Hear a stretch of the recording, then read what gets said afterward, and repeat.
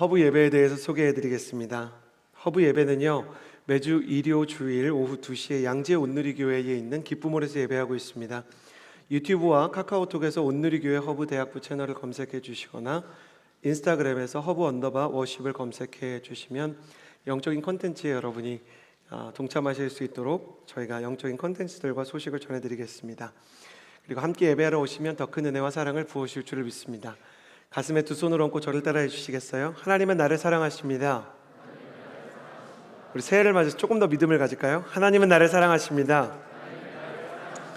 나는 그 사랑을 신뢰합니다. 주님은 나의 유일한 길과 진리 생명이십니다. 유일한 길과 진리 생명이십니다. 나는 절대로 이전과 같지 않을 것입니다. 이전과 같지 않을 것입니다. 아멘. 이번 월드컵에서 메시가 우승을 했습니다. 주님 감사합니다. 지난 거의 15년 동안 리오넬 메시의 팬으로 한 스포츠 선수를 응원했던 저에게는 정말 큰 감동이 있었습니다. 그런데 메시의 월드컵 우승에 저만 감동받은 게 아니고요, 심지어 메시를 응원하지 않았던 사람들도 그의 우승을 보면서 많은 감동을 하고 많은 컬럼과 인사이트를 쏟아냈습니다. 왜 그랬을까요? 여러분 혹시 알고 계십니까? 사실 리오넬 메시의 전성기는 지금으로부터 한 8년, 7년 전쯤에 지나가 버렸습니다. 이미 8년 전쯤에 많은 축구 전문가들이 리오넬 메시야말로 역사상 최고의 축구 재능과 기술을 가진 선수로서 저 사람은 월드컵 우승을 할 만한 세계 최고의 선수로 전설적인 펠레와 마라도나와 어깨를 나란히 하거나 그들을 뛰어넘을 수 있는 선수라고 기대를 했습니다. 그런데 그가 출전했었던 무려 지난 4번의 월드컵에서 리오넬 메시는 번번이 우승에 실패를 하고 탈락을 했었습니다. 그리고 이번에 월드컵에 참여를 했을 때 두 가지 문제가 있었는데, 첫 번째, 메시는 전성기가 이미 지난 선수였고요. 두 번째, 축구는 11명이 하잖아요. 메시를 제외한 파트너들이 메시가 그동안 참여했던 아르헨티나의 파트너들에 비해서 훨씬 약한 상태였습니다. 그러니까 메시에 대한 기대감이 있고 라스트 댄스라는 이름을 붙여서 마지막 월드컵이다 이렇게 얘기는 했지만, 실제로는 결승전에서 맞붙었던 프랑스의 우승을 점치는 전문가들이 훨씬 많았어요. 그런데 전성기가 지난 시점에서 오히려 개인 스펙과 커리어가 부족해서 남들보다 2km, 3km씩 더 뛰는 열정적인 선수들과 함께 메시가 월드컵에서 우승을 이루는 모습을 보면서 많은 사람들이 감동을 이런 방식으로 받게 된 거예요. 내 인생에도 이미 지나간 영광의 자리가 있고 전성기가 지난 것 같지만 30대, 40대, 50대의 어른들이 축구를 보면서 심지어 60대, 70대도 다시 한번 인생의 꿈을 한번 꿔보고 싶다, 이루지 못한 소원들을, 깨보지 못한 벽들을 깨보고 싶다라는 생각을 가지게 되고, 중꺾마, 중요한 것은 꺾이지 않는 마음이라는 말이 처음에는 농담처럼 들려지다가 그래, 저렇게 나이가 들어서 마지막 월드컵에 우승하는 선수처럼 내 인생에 더 후회가 되기 전에 기회가 아직 있을 때 뭔가 해보고 싶다라는 생각을 한 것이죠. 운동선수에게는 개인의 최고 기록이라는 것이 있지 않습니까? 김연아에게도 최고 점수가 있고요, 우사인 볼트에게도 가장 빠르게 달렸던 시간이 있죠. 최고 기록이 있다는 것은 운동선수에게는 위대한 추억입니다. 메시에게도 전성기가 있었고 한 해에 막 90골씩 때려 넣는 위대한 추억을 가졌던 시간들이 있습니다. 이런 개인 기록은요, 자신이 가장 잘했던 시간을 알려주는 기준이 되고 동기부여가 되는 중요한 기준이 되기도 합니다. 동시에 문제가 있는데, 개인 최고 기록은 강력한 마의 장벽처럼 여겨질 때가 있어요. 이제는 나이가 들었고 그 시간이 지났기 때문에 다시는 그 기록을 넘어설 수 없을 것 같다. 그 시절은 나에게 다시 돌아오지 않을 것 같다. 내 인생의 봄은, 젊음은, 기회는, 좋은 대학에 갈 수 있고 취업할 수 있는 시기는 다 지나간 것 같다, 때를 놓쳤다라는 생각이 개인 최고 기록의 한계처럼 느껴질 때가 있는 거죠. 영적인 세계에도 알고 계십니까? 개인 최고 기록이라는 게 있습니다. 보이지 않는 영적인 최고 기록의 선들을 보면서 어떤 사람은 내가 그땐 정말 뜨겁게 기도했었지, 내가 아울리치를 준비할 때 하루에 1시간씩도 기도했었는데 지금은 그렇지 못하네. 어떤 사람은 기도의 한계를 느낍니다. 내가 할 수 있는 기도 시간의 한계가 있고 진심으로 부르짖으며 중보할 수 있는 케파, 중보의 품에 한계가 있는 사람이 있죠. 말씀을 읽고 깨닫는 것에도 한계가 있고, 내가 가장 크게 은혜를 받았던 개인 최고의 기록이 지나간 것처럼 느껴지는 사람들이 있습니다. 내가 차세대 때는, 내가 조금 더 어렸을 때는, 내가 2, 3년 전에는 아울리치에서 예배에서 더 큰 은혜를 받았었는데 이제는 그 시간이 지나간 게 아닐까. 여러분에게는 혹시 그런 게 없습니까? 주님 앞에서 당신의 영적인 최고 기록은 언제 쓰여졌나요? 여러분은 어떻습니까? 그리고 지금 당신의 그 기도의 최고 기록의 한계는 얼만큼입니까? 이 이상은 갈 수 없다. 당신의 묵상의 한계는 성경을 이 이상은 이해할 수 없다라고 생각되는 한계는 어디 있습니까? 혹은 순종과 사랑과 용서는 어디까지 가능하십니까? 혹시 여러분도 개인 최고 기록에서 번번이 뒤로 돌아오는 한물간 선수들처럼 영적인 여러분의 한계 앞에서 번번이 돌아오면서 어려움을 겪고 있지는 않았나요? 그래, 여기가 내 한계야. 저런 사람까지 내가 감당할 수 없어. 이 이상 기도할 수 없어. 이 이상 헌신할 수 없어. 이 선을 넘어가면 두려운 거야. 이 이상 하나님께 드릴 수는 없어 라는 한계가 있지 않냐는 말입니다. 하나의 질문을 더 드려보고 싶습니다. 혹시 그 선을 넘어보고 싶다는 생각을 해본 적은 없습니까? 내가 이전에 가장 뜨거웠던 은혜가 있었는데 그 은혜를 좀 넘어보고 싶다, 그 생각해 본 적 없습니까? 내가 이전에 요만큼 기도했었는데 요 기도의 선을 한번 넘어보고 싶다. 내가 전에 요만큼 말씀 읽었었는데 맨날 성경 통독하면 레위기에서 포기했던 지난날, 레위기는 신학계의 내 위기라고 불립니다. 성경 통독계의 마의 장벽이죠. 이거 위기다, 더 이상 갈 수 없다. 거기서 돌아오지 않고 요한계시록까지 한번 가보고 싶다. 정말 선교사님들을 후원하고 하나님의 살아계심을 만나보고 싶다. 하나님의 임재를 경험해보고 싶다. 기도의 은사와 강력한 하나님의 비전을 확인해보고 싶다. 그런 생각이 없냐는 말입니다. 저는 오늘 말씀을 통해 최고 기록을 경신하라는 제목을 가지고 하나님의 비전과 선교, 또 하나님께서 우리에게 주시는 새 은혜에 대해 나눠보고자 하는 것입니다. 이 은혜를 나눠보기 위해서 우리는 자신의 기록 앞에서 무너지고 주저앉고 전성기가 지나버린 것 같았던 한 사람의 이야기를 나눠보고자 합니다. 여러분이 다 알고 계시는 아브라함이라는 믿음의 조상 이야기인데요, 사도행전 7장 2절에서 3절 말씀에 이런 기록이 있습니다. 사도행전 7장 2절에서 3절입니다. 함께 읽겠습니다. 시작. 우리 조상 아브라함이 하란에 살기 전 아직 메소포타미아에 있을 때 영광의 하나님께서 가거라 하고 말씀하셨습니다. 중요한 게 있습니다. 우리가 창세기 12장에서 모태신앙이나 아브라함 얘기를 들어본 사람은 내 본토 친척 아비집을 떠나 내가 내게 지시할 땅으로 가라 라는 음성을 들었다는 얘기를 아는데, 여러분 혹시 알고 계세요? 하나님이 아브라함을 이 말씀으로 2번 부르셨어요. 하나님이 첫 번째 부른 것은요, 아브라함이 메소포타미아 갈대아 우르에 있을 때 부르신 거예요. 갈대아 우르에 있을 때 하나님, 영광의 하나님께서 아브라함에게 나타나서 너의 고향과 친척과 아버지의 집을 떠나라 이렇게 얘기하셨는데, 이때 분명히 말씀하신 건 그 땅만 떠나라고 얘기하지 않으시고 너의 가족과 친척을 떠나야 된다 얘기했어요. 그런데 아브라함은 뭐라 그럴까? 좀 정이 많고 따뜻한 사람이었어요.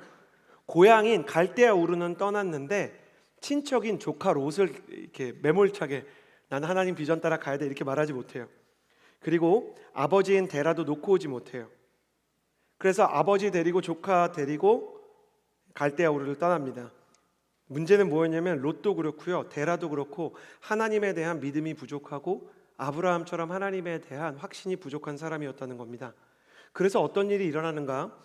아브라함이 가나안 땅을 향해 가다가 주저앉고 하나님의 비전을 향해 가다가 포기하게 됩니다. 창세기 11장 31절에서 32절 말씀을 같이 한번 읽어보았으면 좋겠어요. 함께 읽겠습니다. 시작.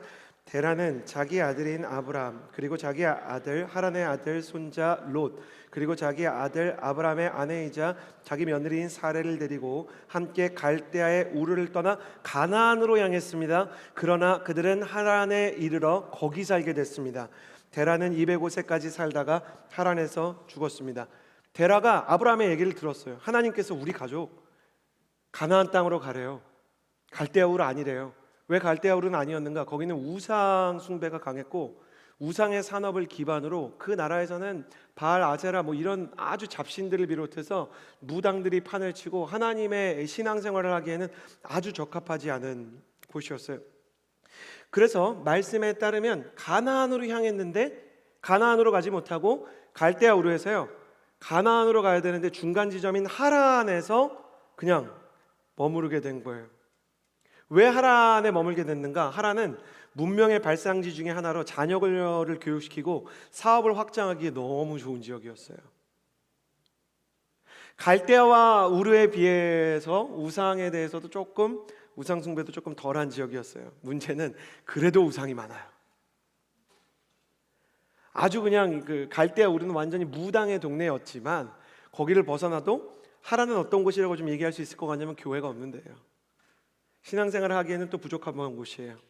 근데 자식들이 대학 가기엔 좋은 땅이에요. 사업을 하면 성공할 수 있는 땅이에요. 그러니까 데라가 아브라함에게 이렇게 얘기했을 거예요. 야, 여기 갈대아 우르 정도는 아니지 않냐? 요 정도면 하나님도 우리를 이해해 주시지 않겠냐? 아브라함의 마음이 흔들렸어요. 아브라함은 분명히 하나님께서 그를 부르시는 곳이 가나안이라는 것을 알았어요. 더 나아가야 된다는 걸 알았지만 아버지와 싸우고 싶지 않았어요. 그는 평화주의자였어요. 그래서 데라와 함께 그 자리에 주저앉게 되었어요. 제가 정말 소름 돋는 게 뭔지 아세요? 데라라는 이름의 뜻이 뭔지 아십니까? 지체하게 하다, 주저앉게 하다, 이런 뜻이에요. 많은 사람은 데라가 본명이 아닐 것이라고 추정하는 신학자들이 있어요. 하나님께서 일부러 데라라는 별명으로 그를 부르셨다는 거예요. 하나님의 사람들이 하나님을 향해서 나아가려고 하면 반드시 데라를 만나게 된다. 야, 그렇게까지 할 필요 있냐? 그렇게까지 기도해야 되냐?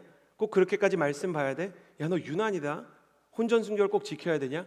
야, 클럽 꼭 가면 안 되냐? 야, 동성애가 뭐가 문제야? 야, 하나님 믿는다고 꼭 밥 먹을 땐 기도해야 되냐? 술 한 잔 그게 무슨 문제야? 야, 탈세해. 다들 해. 세상 살면서 그런 거 안 하는 사람이 어딨냐? 꼭 정직해야 되냐? 컨닝하면 왜 안 돼? 야, 그럼 너만 손해보는 거야. 그렇게 얘기하는 사람들이 있고요. 심지어 이 데라의 특징은 뭐냐면 하나님을 모르는 사람이 아니에요. 여러분의 주변에도 하나님을 믿는다고 얘기하지만 세상과 똑같은 모습으로 살아가면서 세상과 다르게 살아가려는 여러분에 대해서는 그렇게까지 할 필요 없어 라고 말하는 사람이 있지 않습니까? 우리의 삶에도 은혜와 비전으로 발걸음을 옮기면서 하나님의 뜻대로 살아가면서 영적으로 성장하려고 할 때 데라와 같은 사람이 나타나서 우리를 주저앉힐 때가 있습니다. 우리의 인생은 어떻습니까? 여러분의 데라는 누구입니까? 많은 경우 데라는 20대의 허브에게는 연애하는 형태로 나타납니다. 연애를 시작하면 하나님과 멀어지는 거예요. 저는 알고 있습니다. 많은 청년들이 저한테 와서 불신자를 만나는데 저한테 이렇게 얘기하는 거예요. 약간 자신은 약간 없어요. 근데 전도하려고 만나는 거예요. 이렇게 얘기합니다. 근데 가만 보면 전도가 안 되고 점점 그 사람이 하나님에게서 멀어져요. 저는 진짜 형제들을 향한 도전과 마음이 큽니다. 자매 여러분 용서해 주세요. 제가 성차별하는 게 아니라 제가 너무너무 가슴 아픈 게 있는데 뭔지 아세요? 이건 새 가족은 다 알고 있는 거예요. 새 가족에요. 여자친구 따라서 오는 남자 불신자들은 작년에 많았어요. 남자친구를 따라오는 여자 불신자는 한 명도 없었어요. 형제 여러분 어떻게 된 겁니까? 아니, 전도하려고 만났다면서요. 그거 어떻게 된 겁니까? 난 너무너무 안타까워요. 여러분 그런 얘기 들어보셨죠? 어머니의 기도 때문에 여기까지 왔습니다. 근데 그런 얘기는 좀 잘 못 들어봤어요. 아버지의 기도 때문에 여기까지 왔습니다. 형제들이여 일어나라. 나는 진짜 형제들의 부흥이 일어나기를 간절히 바라고요. 하나님께서 바울을 통해서 말씀하신 바와 같이 너희 형제들이 각 처에서 너희들이 처한 너희들의 세상 속에서 직장 속에서 거룩한 손을 들어 기도하기를 원하노라, 그 말씀이 허브를 통해서 이루어지는 역사가 있게 되기를 주님의 이름으로 축복합니다. 여러분이 아버지가 되고 남편이 되었을 때 여러분이 예배하자 기도하자 라고 말할 수 있는 사람이 돼야 돼요. 제가 남편이 되고 아버지가 돼 보니까요, 장로님들은 조금 다르실 수 있을 것 같은데 좀 겁나더라고요. 아내한테 여보 예배드리자 이렇게 얘기하면 겁나는 게 있어요. 뭔지 아세요? 제가 분리수거를 안 했거든요. 근데 예배드리자고 하면 분리수거나 똑바로 하지 이 양반아 이렇게 얘기할 것 같은 게 있어요. 남편들이 아내들을 무서워할 때가 있어요. 그래서 얘기를 했는데 야 예배드리기 전에 삶이나 똑바로 살아라 그런 얘기를 할까 봐 이렇게 겁이 날 때가 있거든요. 저 모든 아버지들에게 말할 거예요. 그럼에도 불구하고 예배 드리면 내가 분리수거 열심히 할게. 차라리 이렇게 얘기를 해라. 많은 남자들이 여성들을 전도하지 못하고 여성들이 이렇게 인도한 대로 그냥 끌려가서 그들을 전도하지 못하는 안타까운 문화가 분명히 교회 안에 있어요. 자매 여러분 안타깝지 않으세요? 대학뿐만 해도 큰 문제가 아닌데 청년부로 가면 남자와 여자 비율이 3대7로 막 이렇게 가기 시작해요. 제가 형제 부흥 바라는 거 자매분들 목사님 자꾸 형제들을 더 좋아하는 것 같은데 이렇게 오해하지 마세요. 자매분들에게 좋은 거예요. 나는 형제들이 7되고 자매들이 3되는 역사가 일어나기를 주님의 이름으로 축복합니다. 자매 여러분 골라서 시집가는 역사가 일어나길 바래요. 정말로 형제 부흥이 일어나야 됩니다. 온누리교회 장로님 캐파를 허브 때부터 준비를 해야 됩니다. 아버지들이 제사장처럼 일어나야 되고 여자들에게 휘둘려서는 안 돼요. 형제 여러분 축복하는데 형제들만 아멘 하시겠어요? 하나님 따라가서 여러분의 모든 여자친구와 아내와 딸들이 여러분 따라오는 영적 권위가 있는 남자로 서게 되기를 주님의 이름으로 축복합니다. 그리고 여자분들은 이미 어머님들 잘하고 있지만 이렇게 선포하기를 원해요. 자매분들만 아멘 하시겠어요? 사랑하는 여러분, 여러분의 어머니가 그랬듯 여러분의 기도를 통해 남편과 가정과 여러분의 일터가 살아나는 기도의 마리아와 같은 여인들 되기를 주님의 이름으로 축복합니다. 그놈의 이성교제 때문에 주저앉지 마십시오. 그 사람이 전부인 것처럼 울지 마세요. 제가 허브에 역사적으로 내려오는 영적인 비밀 하나 알려드릴까요? 헤어지고 너무 슬퍼하고 이 사람 저 사람한테 얘기하면 안 돼요. 여러분 어차피 또 다른 사람 만나게 돼 있거든요. 그 사람 때문에 너무 슬퍼하고 막 낙심하고 주저앉아 있잖아요. 그 대라 때문에 여러분의 다음 연애에 지체가 일어나요. 여러분의 결혼에 어려움이 생깁니다. 그러니까 너무 슬퍼하고 막 티내지 말고 여러분의 모든 시련의 아픔은 여러분이 아무리 믿어도 친한 언니한테 하지 말고 누구에게? 주님께 갖다 가서 이제 해결을 해야 됩니다. 두 번째, 요즘 20대에게 많이 생긴 문화인데 성공이 되라예요. 세상의 커리어와 빛나는 업적을 위해서 수많은 사람들이 자기 커리어와 하나님이 부딪히면 하나님을 포기합니다. 저를 보시겠어요? 마음이 어려워서 교회 안 오는 청년들 진짜 많아요. 마음이 어렵고 컨디션이 안 좋아요. 온라인 예배가 생긴 게 그 경계를 넘어선다는 측면에서는 좋은데 예배를 나올 수 있는 사람도 안 나가도 되지 않을까라는 생각을 하게 한다는 점에서는 참 안타까워요. 시험 기간이 찾아오고 취업 준비 시즌에 중요한 이제 준비를 해야 될 것 같으면 예배조차 내려놔야 될 것 같은 생각이 들 수 있는 거죠. 아유 목사님 그래도 시험 기간은 1년에 몇 번 없잖아요 라고 말할 수 있지만 여러분 인생에서 시험만이 하나님과 견뎌질 수 있는 유일한 도전은 아닐 거예요. 제가 살아보니까 여러분 나중에 돈 때문에 반드시 흔들립니다. 지금 아닐 거라고 얘기하지 마십시오. 여러분 연애할 때요 장담하는 사람 조심해야 돼요. 제가 리더십 컨퍼런스에서 얘기했는데 나는 결혼하면 자기랑 잠실에 전세로 아파트 얻어서 살고 싶어. 자기 통장에 1,000만 원도 없는데 잠실 전세가 얼마인 줄 알고 막 그렇게 얘기하는 사람도 있어요. 자녀는 둘을 낳고 강아지를 기를 거야. 지금 집에 있는 화초도 못 기르는 애가 뭐 강아지를 기르겠네 사람을 기르겠네. 지금 하고 있는 걸 똑바로 못하는데 성실하지 않은데 내일에 대해서 장담 많고 장밋빛 미래 기르는 사람들, 자매들은 약간 그런 거 탑재돼 있지 않아요? 연애한 지 한 달도 안 됐는데 막 가정에 대해서 얘기하고 그럼 불안한 거 느껴져요. 얘 믿어도 되나? 성공에 대해서도 지금 겪고 있는 시험이 중요해요. 커리어와 빛나는 업적, 특별히 시험 기간에 여러분 예배 드리는 걸 포기하기 시작하잖아요. 장담하는데 나중에 계약 있고 여러분 거래처 사람 있고 나중에는 골프 치는 모임들 있고 그런 것 때문에 여러분 예배 다 미루게 될 거예요. 거래처랑 골프 쳐야 된다니까요. 여러분 그래서 예배 안 드리게 될 거예요. 그렇게 한 번 안 드리다가 두 번 안 드리게 되고 한 달 안 드리게 되고 기도를 한 시즌 안 하게 될 거예요. 그리고 여러분 자녀가 생기잖아요.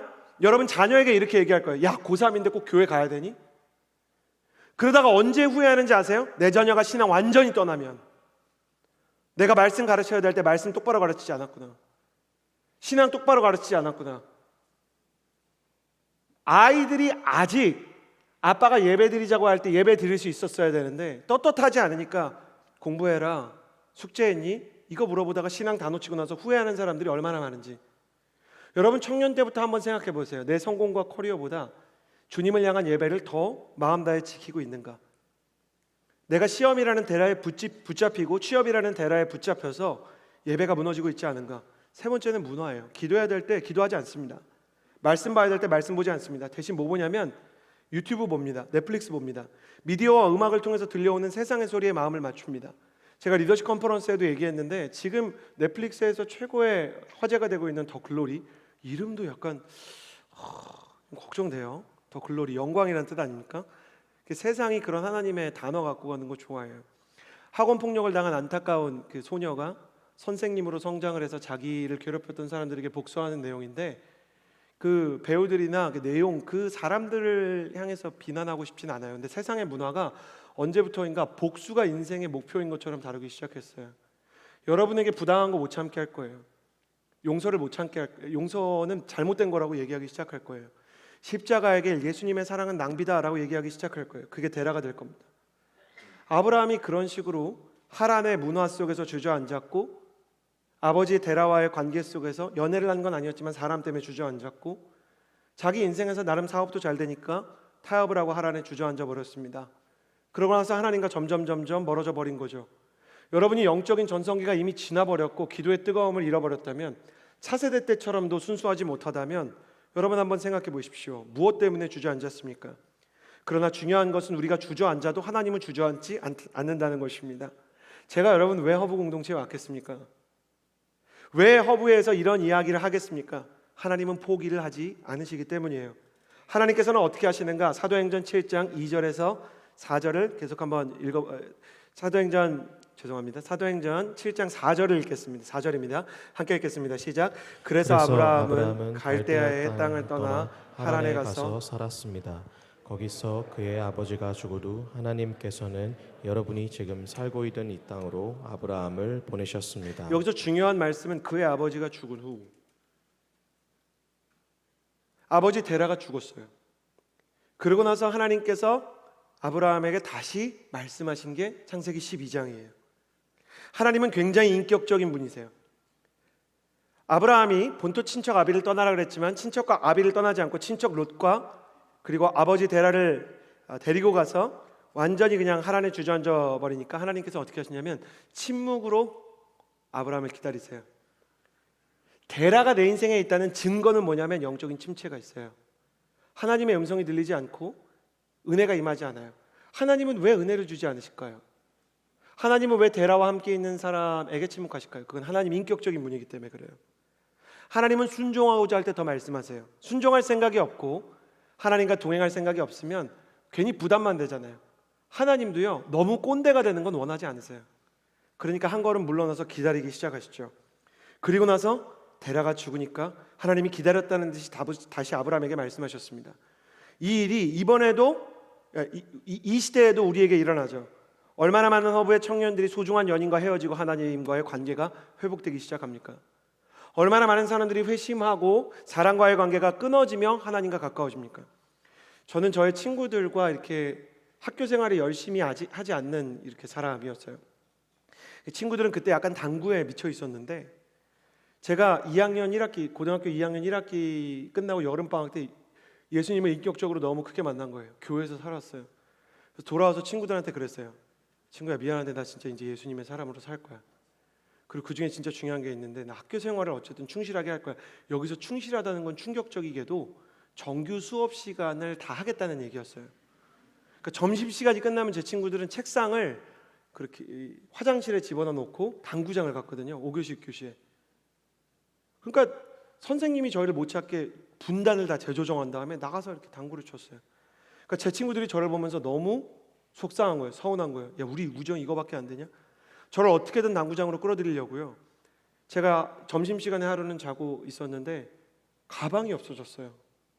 문자가 나와 있는데 가방을 돌려받고 싶으면 삼성 당구장으로 와라. 그래서 제가 기도하고 결단을 내렸어요. 친구야, 그 가방 버려라. 나 안 간다. 친구가 진짜 버리더라고요. 너무 화가 난 거예요, 저에 대해서. 그러니까 같이 당구를 치지 않으면 너와 내가 친구가 아니라고 생각을 했나 봐요. 그런데도 불구하고 저는 하나님의 사람으로서 지켜야 될 걸 지키기로 작정을 하고 공부를 그렇게 잘했던 것도 아니지만 5교시, 6교시를 버티기 시작했어요. 예수를 믿는다는 것은, 거룩하다는 것은, 하나님을 닮아간다는 것은 따돌림을 당한다는 거예요. 거룩은 다르다는 뜻이고, 다르다는 것은 사람들에게 손가락질을 받는다는 것이고, 손가락질을 받는다는 것은 자존심이 상한다는 것이죠. 관계에 소외가 있고 이별이 있고 상심이 있고 외로움이 찾아오는 거예요. 그런데 놀라운 걸 발견했어요. 내 인생의 관계가 끊어져 나가는데 하나님과의 관계는 강해지기 시작하더라고요. 여러분도 이미 경험해 보셨을지 몰라요. 내 인생의 대라들이 끊어지기 시작할 때 하나님께서 가까이 오세요. 또 어떤 때는 당신이 바라고 바라왔던 시험을 패스하지 못하고 여러분이 재수를 하거나 삼수를 할 때 주님께서 더 가까이 오세요. 여러분 알고 계십니까? 하나님의 비전은 때로 나의 꿈이 무너지고 박살날 때 그 폐허와 같은 내 인생의 실패의 문 속에서 세워질 때가 있습니다. 취업의 문이 열리지 않을 때 그때야 기도가 뜨거워질 때가 있습니다. 물론 어떤 때는 더 공부하고 더 기도하고 더 노력해야 될 수도 있습니다. 그러나 우리가 정직하게 돌아봐야 하는 것은 그가 나의 대라는 아니었는가 한번 분별해 보는 것입니다. 데라가 죽어야 하나님께서 아브라함에게 말씀하십니다. 데라가 떠나야 하나님께서 다시 나에게 비전을 말씀하실 수 있을 때가 있습니다. 데라와 거리를 둬야, 사회적 거리 두기가 때로는 가족이라도 필요한 것처럼 데라와 거리를 두고 하나님을 가까이 해야만 주님의 말씀이 들릴 때가 있다는 것입니다. 데라와 거리를 두는 아브라함에게 하나님께서 이렇게 말씀하십니다. 여호와께서 아브라함에게 이르시되 너는 너의 고향과 친척과 아버지의 집을 떠나 내가 내게 보여줄 땅으로 가라. 내가 너로 큰 민족을 이루고 내게 복을 주어 내 이름을 창대하게 하리니 너는 복이 될지라. 놀라운 것은 이 말씀을 원래 했다는 것입니다. 원래 하나님을 처음 만났을 때 주셨던 그 음성이 다시 임하는데, 다시 임할 때 처음에 하나님이 주셨을 때만큼의 감격이 임했습니다. 여러분, 하나님께서 여러분을 처음 만났을 때 하셨던 말씀이 있으실 것입니다. 우리는 여기서 중요한 사실을 배우게 됩니다. 하나님께서 우리에게 주셨던 중요한 말씀들은 변하지 않는다는 것입니다. 하나님께서 우리에게 원래 주셨던 비전도 흔들리지 않는다는 것입니다. 하나님께서 원래 하셨던 말과 원래 주셨던 비전이 다시 선포되어도 우리 영혼 가운데는 똑같은 충격과 동일한 은혜가 임할 수 있다는 것입니다. 나는 여러분에게 하나님께서 주셨던 첫사랑과 첫 마음과 첫 말씀들이 살아나게 되는 역사가 있게 되기를 예수님의 이름으로 축복합니다. 여러분이 잃어버렸던 하나님의 음성, 놓쳐버렸던 하나님의 음성, 중단했던 하나님의 비전이 다시 살아나는 청년의 때가 될지어다. 하나님 아버지, 하나님의 음성과 비전을 들려 주옵소서. 우리는 데라와 함께 하란에 주저앉았지만 하나님은 데라와 함께 주저앉은 우리를 포기하지 않으시고 우리를 향한 하나님의 비전도 포기하지 않으십니다. 거듭 힘주어서 반복해 말하지만 우리 하나님은 포기를 모르시는 분이십니다. 여러분을 축복합니다. 여러분과 데라가 이별하게 되는 역사가 있게 되기를 주님의 이름으로 축복합니다. 데라를 떠나게 되고 데라를 떠나서 슬프지만 하나님을 가까이 만나게 되는 역사가 있게 되기를 축복합니다. 데라가 내 곁을 떠나는 날 나는 눈물과 상처와 아픔을 겪겠지만 그 눈물과 상처가 무색할 정도로 하나님의 임재와 비전이 선명해질 것입니다. 나는 여러분이 세상 가운데 외로움과 소외와 따돌림과 이별과 상실을 경험해도 하나님과의 관계가 깊어지고 예배가 살아나서 너무 행복하고 충만하고 하나님의 음성이 무엇인지 명확히 분별이 되는 역사가, 창세기 12장의 역사가 열리게 되기를 주님의 이름으로 축복합니다. 하나님께서는 이렇게 데라를 떠나라 말씀하셨어요. 자, 그리고 하나님께서 창세기 12장을 통해서 아브라함에게 말씀하셨죠. 너는 너의 고향과 친척과 아버지의 집을 떠나라. 그리고 내가 내게 보여줄 땅으로 가라 말씀하셨어요. 하나님께서 어떤 사람에게 주시는 비전은요, 반드시 두 개예요. 하나는 leave, 떠나라예요. 너는 거기서부터 떠나야 된다. 데라로부터 떠나야 된다. 또 떠나야 되는 게 있다. 뭐냐? 성공과 추억을 떠나야 된다는 거예요. 저를 따라해 주시겠어요? 과거의 성공도, 저를 따라해 주세요. 심지어 영적인 추억도 과거의 것이라면 떠나야 한다. 성경은 아브라함이 부자였다고 말합니다. 하란에서 아브라함의 사업이 크게 성공했다는 뜻인데요, 여러분, 성경은 웬만한 일을 잘 기록하거나 막 놀라지 않아요. 성경에서 부자다 그럼 진짜 부자인 거예요. 궁금합니다. 얼마나 벌었을까? 궁금합니다. 저는 성경에서 압살롬에 대한 기록을 보면 너무너무 궁금하거든요. 머리끝부터 발끝까지 외모가요, 흠잡을 데가 없었대요. 어떻게 생겼을까? 제가 올림픽 공원에서 차은우 씨를 만난 적이 있거든요. 여러분, 외모도 은사더라고요. 하나님의 창조를 얼굴로 이렇게 그 영광을 보여주시더라고요. 보는데요, 저랑 아내랑 이렇게 보면서 와, 하나님의 영광이다. 제가 그랬었어요. 차은우 씨를 보고 진짜 놀랐었거든요. 성경은 뭐 그 정도 가지고도 안 놀랄 것 같으니까 압살롬은 도대체 어떻게 생겼을까? 천국 가면 혹시 압살롬 있는가 일단 찾아보고 그리고 아브라함 만나면 물어보려고요. 얼마 정도 버셨어요? 모르겠어요. 뭐 일론 머스크만큼 벌었는지 스티브 잡스만큼 벌었는지. 정말 부자인 거겠죠. 크게 성공했을 것입니다. 아브라함에게 하라는 성공의 상징이죠. 그러나 하나님은 그 성공을 미련 없이 딛고 떠나라고 말씀하셨습니다. 과거의 성공에 집착하면 하나님의 새로운 역사는 일어나지 않습니다. 지난날의 영광이 오늘날에는 암초가 될 수 있습니다. 여러분, 세상에서도 라떼는 하는 사람들 꼰대라고 부르지 않습니까? 영적인 꼰대들이 있습니다. 영적으로 지나간 전성기 얘기만 계속하는 사람들입니다. 저에게도 많은 영적인 추억이 있죠. 특별히 제가 전에 있었던 청년부에서 저는 정말 하나님의 은혜를 참 많이 받았습니다. 죽어가는 청년들이 살아나는 것도 참 많이 보았고, 대학로에서 정말 아무도 없는 상태에서 공동체를 시작했지만 500명의 청년들이 모여서 예배드리는 그 부흥도 참 큰 기쁨이 되었습니다. 그런데 어느 순간부터 그 정도 수준으로 만족할 수 없는, 허브에 와서 하나님께서 그 정도 수준으로 만족할 수 없는 마음을 또 주시는 거예요. 그 전에도 기도도 했고 하나님께서 주셨던 은혜도 있는데 지체들이 설교를 듣고 은혜를 받았다고 해도, 예배를 드리면서 참 좋다 그래도 제 인생에서는 뭔가 조금 이게 아닌 것 같다 이런 생각이 더 드는 거예요. 이게 무슨 마음일까? 최근에 저는 하나님, 저는 뭔가 만족이 안 됩니다. 더 이상 이렇게 살 수 없습니다. 이런 기도가 나왔어요. 제가 하나님을 안 믿는 거 아니에요. 허브를 위해서 뭔가 열심히 하고 있지 않은 건 아니었어요. 근데 저는 그걸로 만족이 안 되는 거예요. 저는 목회자로 사는 것만으로는 만족이 안 되는 거예요. 제 마음속에 어떤 게 있었냐면 더 기도하고 싶고 더 뜨겁게 예배하고 싶다. 목회자가 아니라 한 사람의 성도로서, 여러분과 똑같은 예수 믿는 사람으로서 난 이거 안 되겠는 거예요. 과거에 주신 은혜보다 더 큰 걸 말하는 거예요. 그런데 북경에서 기도의 사람으로 유명했던 강보호 목사님이 이제 여기로 오신다는 소문이 들렸을 때 목회자들이 약간 긴장했어요. 왜냐하면 강보호 목사님이라는 분은 북경에서 5시에 기도를 시작해서 목회자들이 12시까지 기도시키고 성경 보게 했던 분이거든요. 하루에 7시간을. 모든 목회자와 모든 간사님들은 또 무슨 죄예요? 평신도 아닙니까? 근데 그분들도 다 기도하고 이렇게 말씀 받다는 거예요. 그러니까 긴장을 하는데 긴장이 되고 부담이 되면서도 마음속 한구석에서는 한번 돌파하고 싶다 이런 생각이 드는 거예요. 아니나 다를까 오시자마자 목회자들은 일단 5시에 와서 8시까지는 본당에서 나가지 말자고 얘기하시더라고요. 잠깐 쉬고 11시까지 말씀 또 보재요. 근데 저는 이제 마음속에 하나님, 부담이 되는데요, 갑자기 이제 막 운동해야 되는 느낌 있잖아요. 갑자기 몸에 알배기는 것처럼. 그런데 나 따라가고 싶어요 이런 생각이 드는 거예요. 첫날부터 저는 약간 준비가 돼 있었어요. 이번 40일 새벽 기도에 기도를 시작하는데, 여러분 그거 어떤 마음인지 아시죠? 그러니까 내가 뭐 잘해서가 아니라 첫날 딱 기도하는데 그냥 말이 터져 나오고 막 너무 뜨거운 거 있잖아요. 갑자기 기도 시작하는데 벌떡 일어나가지고 막 혼자 막 기도하기 시작했어요. 막 기도하는데 막 시간이 막 날아가는 거예요. 하나님 뭔가 은혜를 주시는 거예요. 은혜를 받으면서 제가 알게 된 게 있어요. 우리가 너무 배고프면 음식 냄새만 맡아도 뭔지 알잖아요. 그거 뭔지 알죠? 집에 들어왔는데, 여러분 너무 배고픈데 엘리베이터 타는데 누가 치킨 시켰나? 우리 집이면 좋겠다. 그거 뭔지 아시죠? 은혜의 냄새에 제가 예민해진 거였어요. 하나님이 은혜를 주시는구나. 여러분 비밀 알려드릴까요? 영적인 기록을 하나님이 깨고 싶다 그런 마음을 막 주실 때가 있어요. 하나님께서 내가 진짜 여기서 머무르고 싶지 않다, 과거에 어떤 제일 좋았던 그 아울리치의 은혜, 과거의 영광, 과거의 그 기록으로 살고 싶은 그런 영적 꼰대 되고 싶지 않다 이럴 때요, 그 영적 기록을 깨려고 할 때 하나님이 사인을 보내시는 거거든요. 제일 먼저 주시는 사인이 뭐냐면 거룩한 불만족이에요. 나 이 정도로 살고 싶지 않은데. 혹시 지금 허브 예배 드리면서 목사님처럼 나도 요즘 그런 거 좀 있는데, 기도하고 싶은 마음이 있는데, 내가 몸이 약해서, 육신이 약해서 그렇지 마음은 진짜 원인데, 그런 마음이 있으면요 좋은 겁니다. 영적인 후각이 민감해지는 거예요.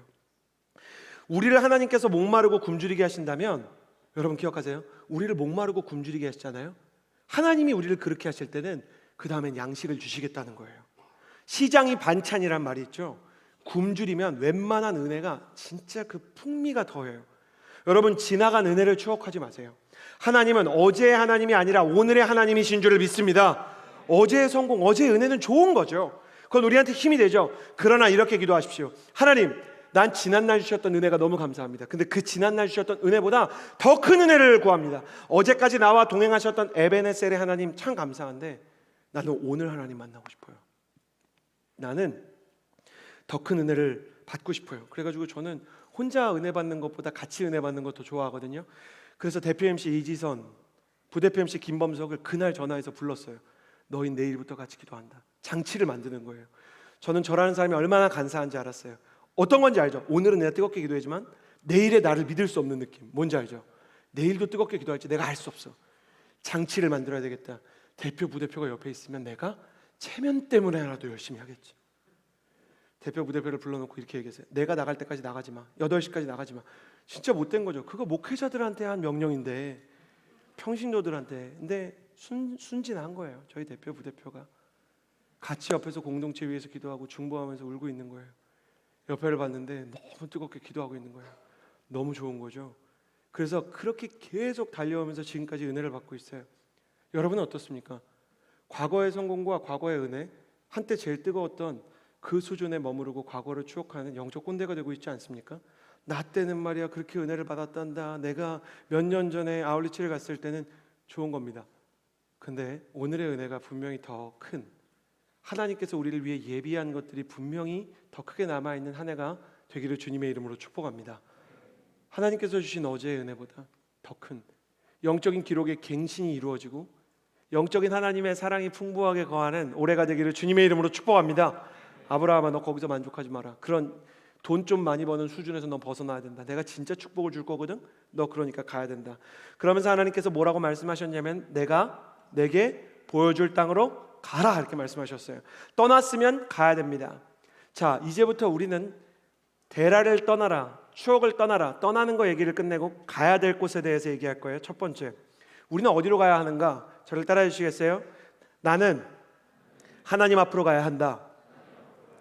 하나님이 아브라함에게 내가 너에게 지시할 땅으로 가라. 여기서 제일 중요한 건 뭐냐면 지시하는 땅을 들어야 된다는 겁니다. 하나님의 지시를 들어야 나의 인생의 영적인 기록들이 깨집니다. 우리 인생의 문제는 하나님보다 빠르게 판단하고 빠르게 느끼고 빠르게 움직이는 데 있습니다. 하나님의 음성을 기다리지 못합니다. 기도의 거장이었고 스승이었던 리처드 포스터는 사단이 쓰는 가장 강력한 무기는 조급함이라고 말했습니다. 교만의 본질은 주님보다 앞서가는 것입니다. 저는 여러분이 하나님의 음성보다 딱 한 걸음만 늦게 갈 수 있는 사람이 되기를 주님의 이름으로 축복합니다. 직관적인 사람들도 계획적인 사람들도 성향이 반대에 있는데 MBTI로 치면 N은 직관적인 사람, S는 계획적인 사람이죠. N과 S가 다 하나님에게 문제가 될 때가 있습니다. N, 직관적인 사람들의 아이디어가 많아요. 이거 좋겠다, 저거 좋겠다. 이게 너무 많아서 감당이 안 됩니다. 통독해야지, 막 예배드려야지, 막 이거 해야지, 아울리치 가야지. 그래서 이런 분들은 사역을 막 3개, 4개씩 해요. 그러다 끝을 보지 못하고 이분들이 직관적인데 늘 뭐라 그러는지 아세요? 버거워요. 그리고 심지어 이렇게 얘기해요. 하나님이 저한테 왜 이렇게 많은 일을 시키는지 모르겠어요. 하나님이 많은 일을 시킨다기보다 그냥 내가 시작한 일이 너무 많은 거예요. 이런 분들 하나님이 쫓아가면서 그 뒤를 일을 다 수습해 주셔야 돼요. 그 연준이 연인 같은 거죠. 이리로 뛰고 저리로 뛰면 막 흘리는 거 다 주워주고 기저귀 갈아주고 이유식 먹여줘야 되는 상황들이 발생하는 거예요. 의욕적으로 시작하다가 직관적인 사람이 하나님을 따라가지 못할 때 결정적으로 어떻게 되는가? 스스로한테 실망을 해요. 나는 영적인 개복치인가 봐. 너무 연약해. 툭 치면 죽어. 이러면 죽고 저러면 죽고 낙심하고 버거워. 난 왜 이렇게 연약할까? 연약한 게 문제의 핵심이 아니에요. 하나님 없이 너무 많은 일을 시작한 거죠. 반대로 계획적인 사람들은요, 계획이 너무 빽빽해요. 내 계획이 너무 빽빽해서 하나님이 뭘 좀 비우라고 말씀하시고 바꾸라는 사인을 주시면 너무너무 어려워요. 자기가 계획 세워놓고 뭐라 그러냐면 하나님 그럴 거면 왜 이런 계획을 주셨어요? 난 이걸 바꿀 수 없어요. 계획을 벗어나거나 통제를 벗어나는 상황을 견디지 못하고 분노하게 됩니다. 직관적인 사람이든 계획적인 사람이든 두 타입 모두 하나님의 음성을 기다리는 시간이 필요해요. 어떻게 하나님의 음성을 기다리는가? 간단합니다. 충분히 하나님 앞에서 머무르는 것을 배워야 돼요. 여러분, 인생의 목표를 드릴게요. 예수님께서는 제자들에게 너희가 나와 깨어서 1시간도 기도할 수 없느냐 이렇게 말씀하셨어요. 겟세마네 동산에서 이 잔을 내게서 옮기옵소서, 그러나 나의 원대로 마시고 아버지의 뜻대로 하옵소서. 그리고 예수님이 십자가 지러 가시는 마지막 자리에 겟세마네 동산 기도하러 가기 전에 제자들한테 너희가 나를 위해서 좀 기도해달라 그랬는데 자고 있는 거예요. 그러니까 주님이 그때 하신 말씀이 너 나랑 깨어서 1시간도 기도 못하냐? 말 그대로 그게 원어로 60분이에요. 그러니까 주님이 제자들에게 기도의 목표를 주신 거예요. 너 60분은 기도해야 된다. 여러분, 먼 미래처럼 보이지만 여러분이 기도를 다짐하고 작정하면 20대 안에 반드시 이루어질 수 있는 꿈이에요. 저는 모든 사람에게 하나님이 너 60분 기도 왜 못하냐 이렇게 물어볼 때는요, 할 수 있으니까 말씀하시는 거예요. 전 여러분 축복합니다. 여러분이 결국은 60분 기도할 수 있는 사람 되기를 주님의 이름으로 축복합니다. 제가 영적으로 가만 보니까 마스크 너머로 아멘하지 않아도 안 걸릴 거라고 생각하는 분들이 계시는 것 같고, 저는 60분까지는 바라지 않아요 라고 생각하는 분들이 계시는 것 같은데 60분 기도하면 진짜 좋아요. 하나님의 음성이 들리고 여러분이 기도가 여러분의 마음을 조율해주고 마음을 어렵게 하는 사람들 때문에 마음이 무너지지 않기 때문에 진짜 큰 축복이에요. 다시 한번 축복합니다. 여러분, 지금 당장 하라는 게 아니에요. 율법으로 말하는 게 아니에요. 목표가 거기 있습니다. 하나님 결국 거기까지 가고 싶어요 선포하는 거예요. 다시 선포할게요. 그렇게 되기 원하는 분들 아멘 하세요. 여러분이 끝내는 하루에 1시간 기도할 수 있는, 넉넉하게 그렇게 할 수 있는 영적 근력과 지구력이 생기게 되기를 주님의 이름으로 축복합니다. 60분 기도해라 주님 말씀하시는 거예요. 예수님께서는 성령을 주시기 전에도 사도행전 1장 4절에서 5절에서 예루살렘을 떠나지 말고 너희가 내게 들은 대로 내 아버지가 약속하신 선물을 어떻게 해라? 기다리라. 요한은 물로 세례를 주었지만 너희는 며칠 안에 성령으로 세례를 받을 것이다. 성령으로 세례받기 위해서 제자들이 가장 먼저 해야 되는 일은 기다리는 것이었어요. 나는 여러분이 하나님 앞에서 기다리고 뭐 졸아도 괜찮으니까 하나님께서 여러분에게 주신 기도의 시간을 지킬 수 있게 되기를 주님의 이름으로 축복합니다. 성령의 충만을 강력하게 경험할 때까지 당신에게 주신 기도의 자리를 지킬 수 있는 사람 되기를 주님의 이름으로 축복합니다. 하나님께서 제가 기도하는데 올해 허브에게 기도할 수 있는 기회를 많이 주실 것이라고 말씀해 주셨어요. 영적인 갈망이 있는 사람들을 많이 초청할 거라고 말씀하셨어요. 기도에 필요한 은사들도 많이 주실 것이라고 말씀하셨어요. 여러분 깨달으셔야 돼요. 기도의 자리를 만드는 건 하나님이 하실 일이에요. 그러나 기도의 자리에 와서 머무는 건 내가 해야 되는 일이에요. 하나님께서 기도의 자리 만들어 주실 때 그 초청장을 받고 기도하러 나오는 여러분 되기를 주님의 이름으로 축복합니다. 하나님께서 통독의 기회를 주시고 말씀을 읽을 수 있고 큐티하게 하시고 훈련시켜 주시는 사람이 있을 때, 목회자와 마음이 맞고 멘토님들과 마음이 맞을 때 여러분들이 말씀을 배우는 훈련을 할 수 있게 되기를 주님의 이름으로 축복합니다. 여러분 좋은 게 있을 때 하세요. 나중엔 좋은 게 없어집니다. 여러분의 인생 가운데 정말 기회가 있다는 것을 감사하게 여기면서 기도할 수 있을 때, 말씀 묵상할 수 있을 때 하나님 앞으로 가서 그분의 뜻과 음성을 구하며 말씀과 기도의 시간을 보냈으면 좋겠어요. 두 번째, 내가 내게 지시할 땅으로 가라 라고 말씀하는 것은 내가 내게 지시할 땅, 하나님의 비전이 있다는 것입니다. 저를 따라해 주시겠어요? 나는 하나님의 비전을 향해 반드시 가야 한다. 하나님이 아브라함을 향한 계획을 가지고 있었고 아브라함을 향한 하나님의 꿈이 있었습니다. 하나님이 사람에 대해서 가진 꿈을 우리는 비전이라고 부릅니다. 비전이 있는 사람은 목표가 있기 때문에 방황하지 않지만 비전이 없는 사람은 잠언 29장 18절에 이렇게 써 있습니다. 묵시가 없으면 백성이 방자히 행하거니와. 영어 성경으로는 Where there is no vision, the people perish.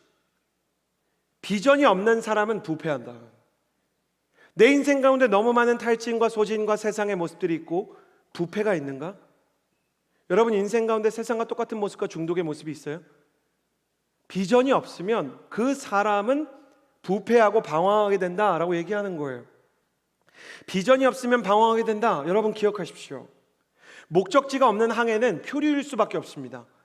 그러니 비전을 잃은 인생 역시 방황일 수밖에 없는 것입니다.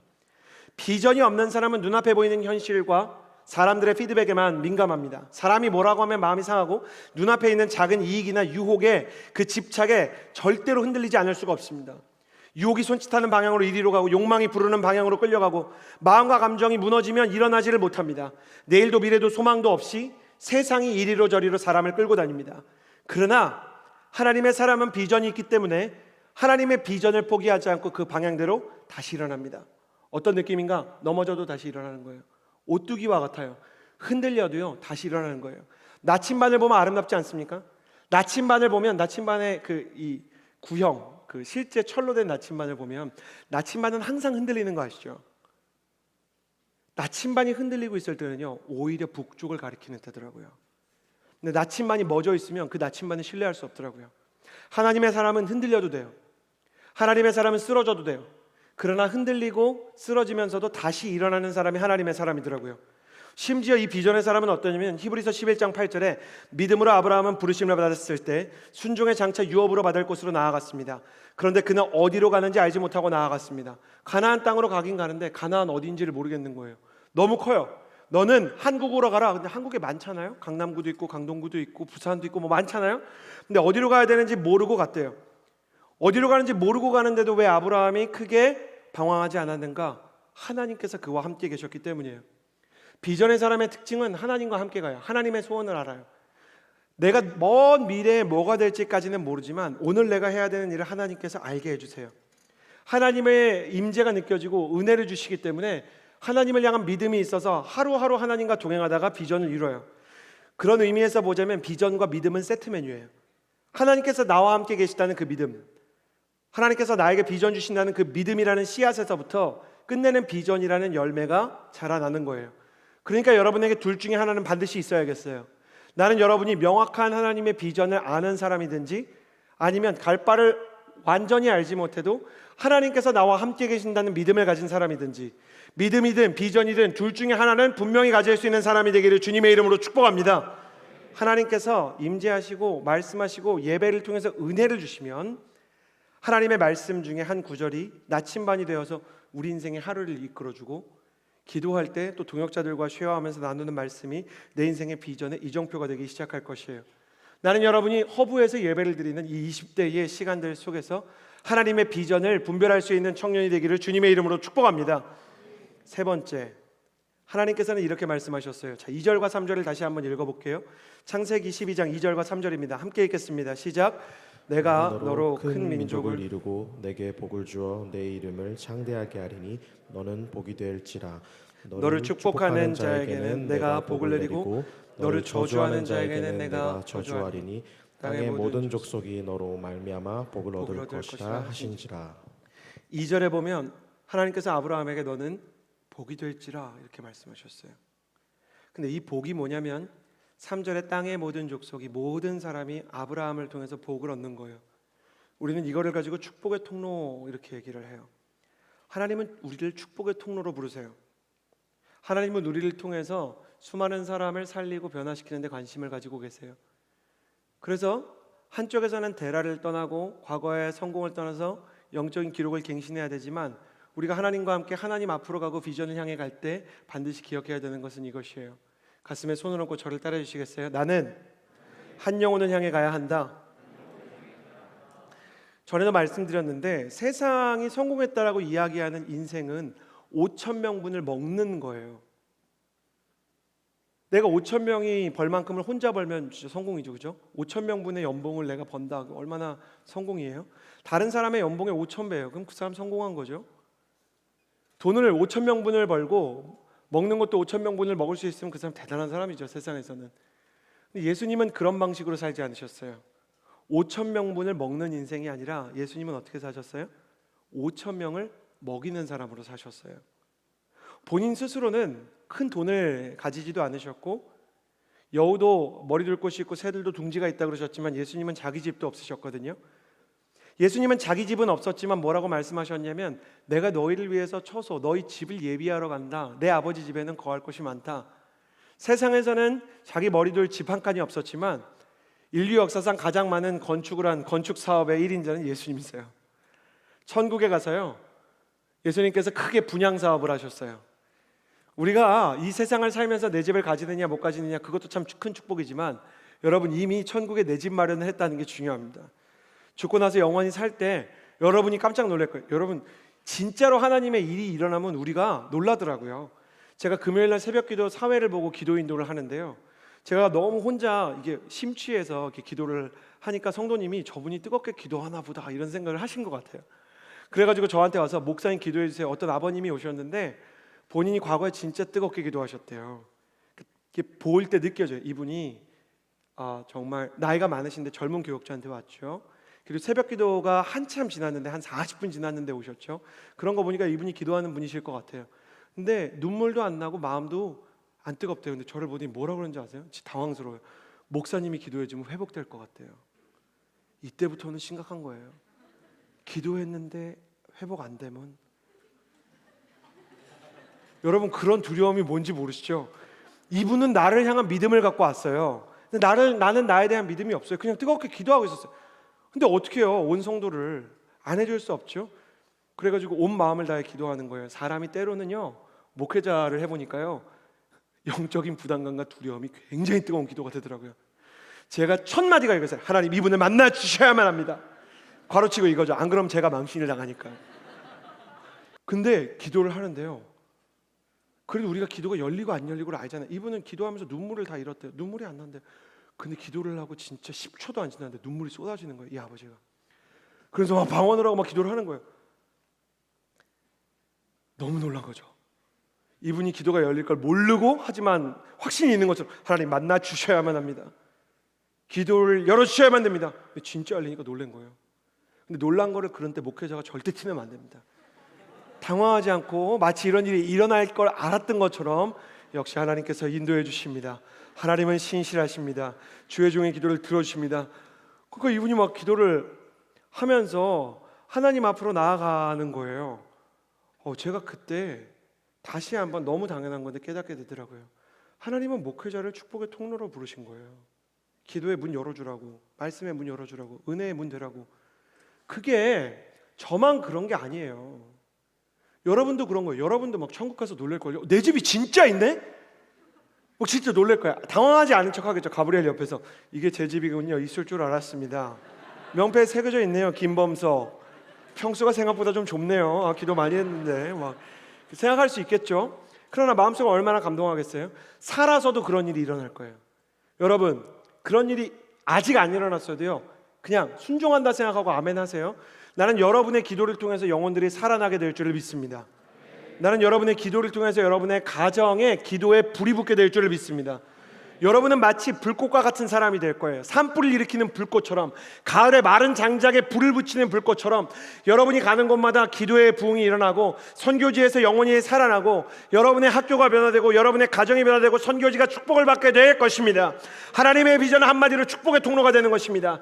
여러분은 여러분이 믿든 믿지 않든 축복의 통로가 될 것입니다. 여러분, 중요한 위로가 있습니다. 아브라함도 못 믿었습니다. 자기가 축복의 통로의 믿음의 조상이 될 걸 자기도 안 믿었습니다. 그러나 하나님은 아브라함을 믿으셨습니다. 하나님은 허물을 믿고 계시는 줄을 믿습니다.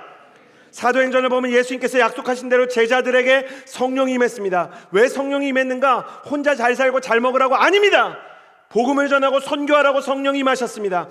성령은 선교를 위해서 임하십니다. 사람 살리라고 임하십니다. 저를 보시겠어요? 여러분에게 왜 비전이 필요합니까?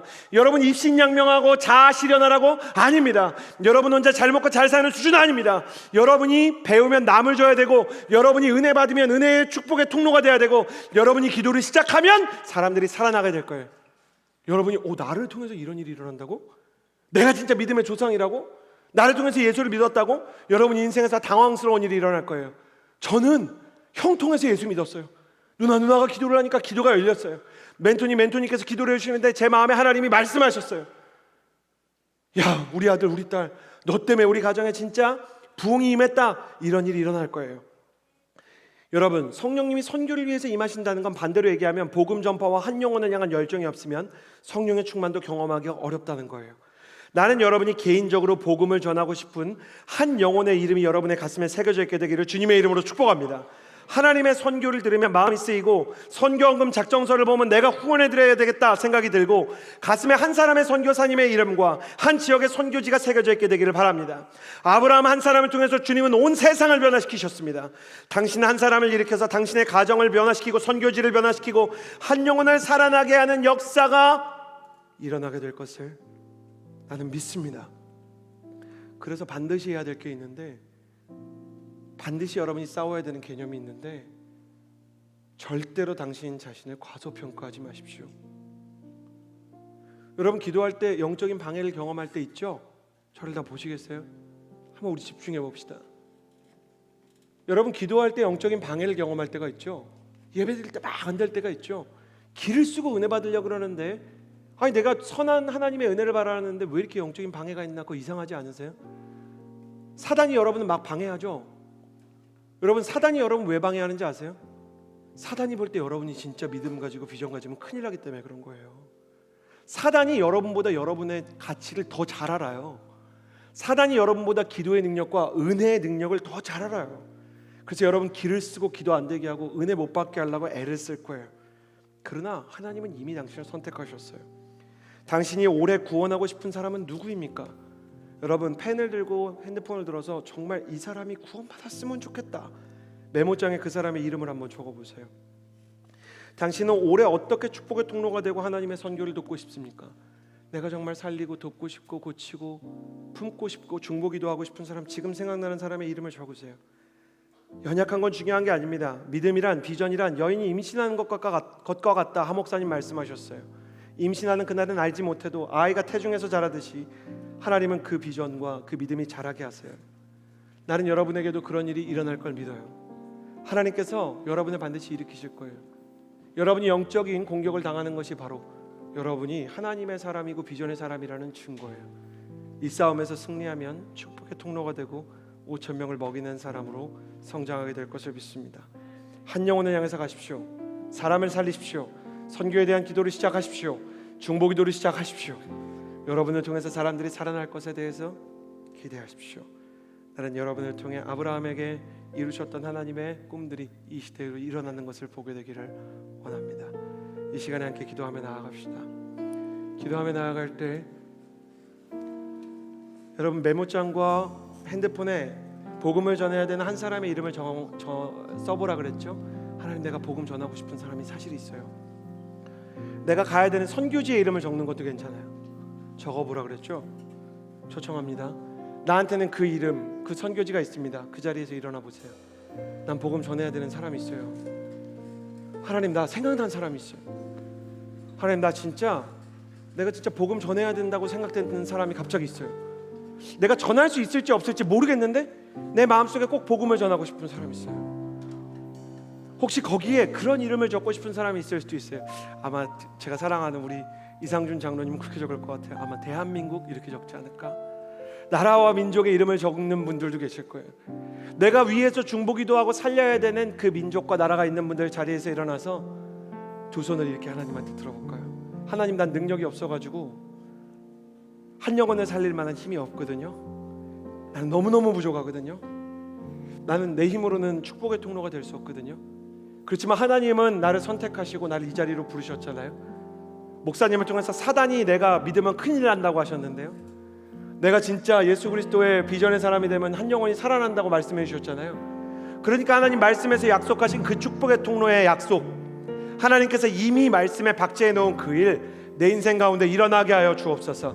나를 통해서 그 사람이 살게 하여 주옵소서. 주님께로 뻗은 이 두 손을 주님 붙잡아 주시고 채워주셔서 내 마음에 복음을 전하고 사람을 살리는 힘이 임하게 하여 주옵소서. 그렇게 주님의 도움이 필요하고 한 영혼을 살리기 원하는 사람마다 주여 한번 부르짖고 기도합시다. 주여. 십자가의 보혈 완전하신 사랑 하나님 아버지, 힘이 복음을 전해야 되는 사람이 있습니다. 내가 살려야 되는 사람이 있습니다. 대한민국을 위해서 기도하는 우리 십자가의 보혈 대한 청년들을 위해서 기도하는 완전하신 사랑 청년들을 위해서 기도하는 어른들이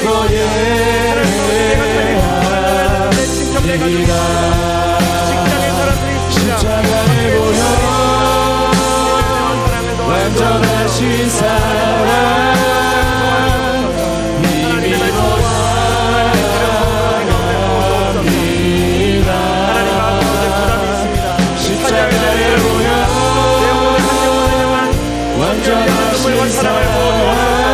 한 영혼을 향한 마음을 허락하여 주옵소서. 한 영혼을 향한 마음을 허락하여 주옵소서. 축복기도의 문을 열어 주옵소서. 십자가의 주를 위해서, 나를 위해서, 민족을 위해서 기도하게 하여 주옵소서. 완전하신 사랑 힘이보다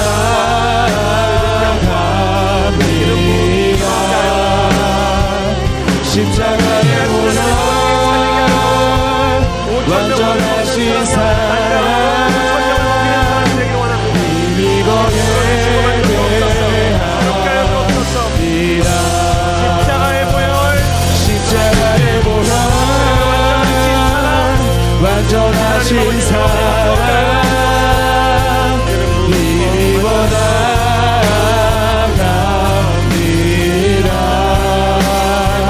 십자가의 보혈 완전하신 사랑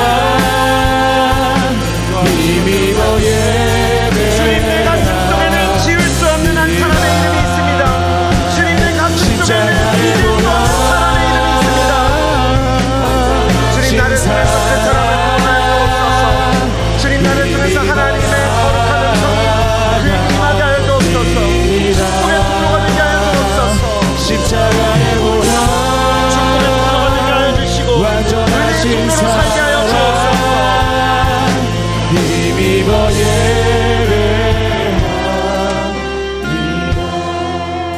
이 시간에 기도하며 나아갈 때 5,000명분을 먹는 사람이 되기보다 5,000명을 먹이는 사람 되게 하여 주옵소서. 많은 것을 가진 사람보다 없는 사람들을 살리는 청년 예수 그리스도와 같은 인생 되게 하여 주옵소서. 예수님처럼 마음이 병들고 육신이 병들고 인생을 포기한 우울하고 소망이 없는 사람을 고치는 소망과 생명의 통로가 되게 하여 주옵소서. 길이요 생명이요 진리했던 예수님처럼 하나님께로 인도하는 길과 같은 사람이 되게 하여 주옵소서. 영적 생명의 통로가 되게 하여 주옵소서. 쉽게 말해 우리에게 비전을 허락하여 주옵소서. 이 시간 예수 그리스도의 비전이 필요한 사람마다 청년이나 장년이나 나이에 상관없이 나의 가지고 있는 조건이나 학벌과 직장의 이름과 상관없이 한 손을 가슴에 한 손을 하늘을 향하여 들고 비전을 허락하여 주옵소서. 주여 한번 부르짖고 기도합시다. 주여, 하나님의 비전을 허락하여 주옵소서. 이 청년의 시기에 놀라운 역사가 일어나게 하여 주옵소서. 하나님 청년들이 일어나게 하여 주옵소서.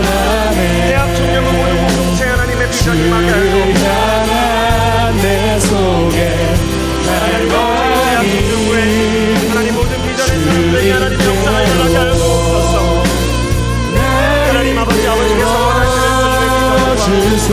하나님의 사랑이 하나님 우리 가운데 임하시는 도와주옵소서. 5,000명을 먹이는 사람보다는 5,000명을 먹이는 사람이 되게 하여 넘쳐나네 주를 향한 내 속에 갈망이 주님께로 하나님께서 원하시는 나를 끌어주소서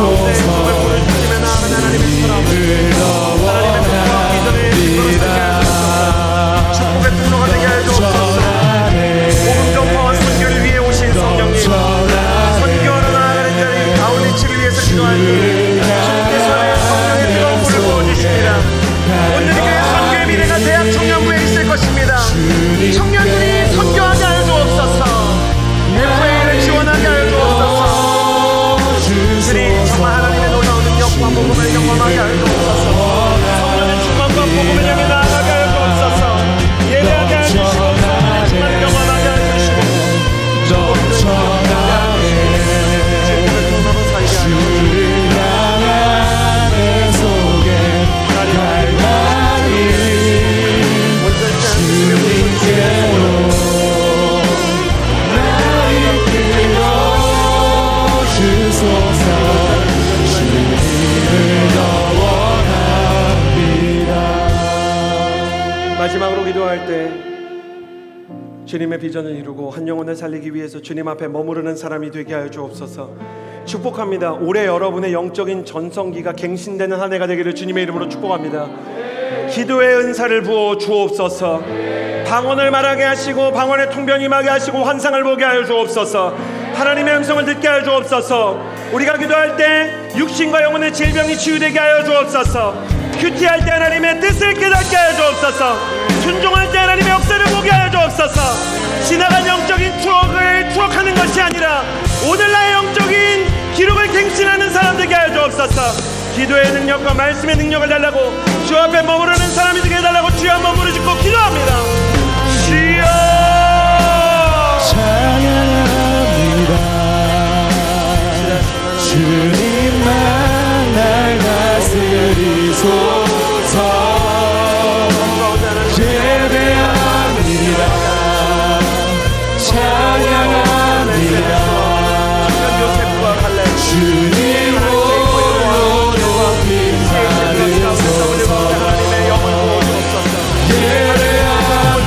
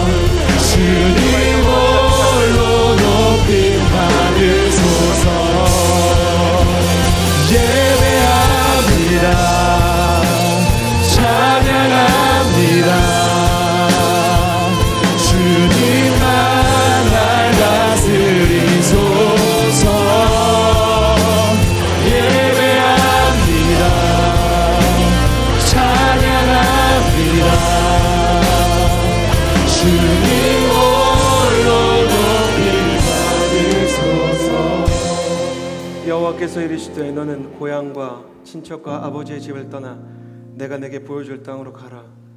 내가 너로 큰 민족을 이루고 복을 주어 창대하게 하리니 너는 복이 될지라.